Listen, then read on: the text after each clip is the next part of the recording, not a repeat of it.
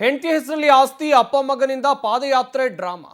HDK ವಿರುದ್ಧ ಸಚಿವ ವಿಜಯಾನಂದ ಕಾಶ್ಯಪ್ಪನವರು ನಡೆಸಿರುವಂತ ವಾಗ್ದಾಳಿ ಇದು.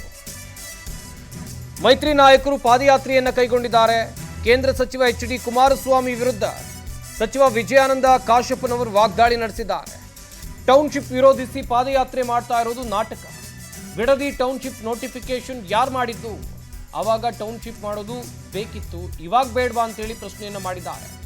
ಈಗ ಬಿಡದಿಯಲ್ಲಿ ಮಾಜಿ ಸಿಎಂ ಕುಮಾರಸ್ವಾಮಿ ಭೂಮಿ ಇದೆ, ಅದನ್ನು ಉಳಿಸಿಕೊಳ್ಳೋಕೆ ಕುಮಾರಸ್ವಾಮಿ ಅವರ ಮಗ ನಾಟಕ ಮಾಡ್ತಾ ಇದ್ದಾರೆ. ಬಾಗಲಕೋಟೆಯಲ್ಲಿ ಜೆಡಿಎಸ್ ವಿರುದ್ಧ ಸಚಿವ ವಿಜಯಾನಂದ ಕಾಶ್ಯಪ್ಪನವರು ಈ ರೀತಿಯಾಗಿ ವಾಗ್ದಾಳಿಯನ್ನ ನಡೆಸಿದ್ದಾರೆ. ಹೆಂಡತಿ ಹೆಸರಲ್ಲಿ ಆಸ್ತಿ ಅಪ್ಪ ಮಗನಿಂದ ಪಾದಯಾತ್ರೆ ಡ್ರಾಮಾ ಅಂತೇಳಿ ಸಚಿವ ವಿಜಯಾನಂದ ಕಾಶ್ಯಪ್ಪನವರು ಕೇಂದ್ರ ಸಚಿವ ಎಚ್.ಡಿ. ಕುಮಾರಸ್ವಾಮಿ ಅವರ ವಿರುದ್ಧ ವಾಗ್ದಾಳಿಯನ್ನ ನಡೆಸಿರೋದು. ಮುಖ್ಯಮಂತ್ರಿ ಇದ್ದಾಗ ಅದು ಒಂದು ನಾಟಕ ರೀ. ಯಾರ್ರೀ ನೋಟಿಫಿಕೇಶನ್ ಮಾಡಿದ್ದು? ಕುಮಾರಸ್ವಾಮಿ ಅವರ ಮುಖ್ಯಮಂತ್ರಿ ಇದ್ದಾಗ ನೋಟಿಫಿಕೇಶನ್ ಆಗಿತ್ತಲ್ಲ, ಅವಾಗ ಟೌನ್ಶಿಪ್ ಮಾಡಕ್ ಬೇಕಾಯ್ತು, ಈಗ ಬೇಡ ಆಯ್ತು.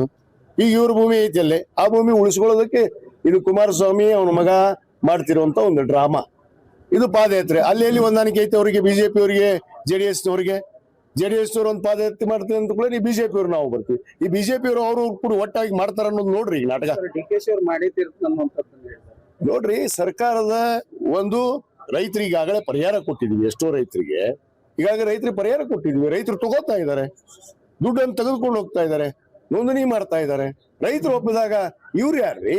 ಇವ್ರ ವೈಯಕ್ತಿಕ ಆಸ್ತಿಯನ್ನು ಉಳಿಸ್ಕೊಳಕ ಇದು ನಾಟಕ ನಡೆದಿದೆ. ಮತ್ತೊಂದೇನಿಲ್ಲ.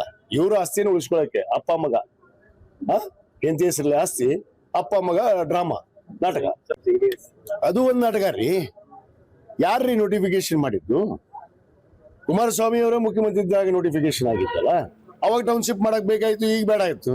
ಈಗ ಇವ್ರ ಭೂಮಿ ಐತಿ ಅಲ್ಲೇ,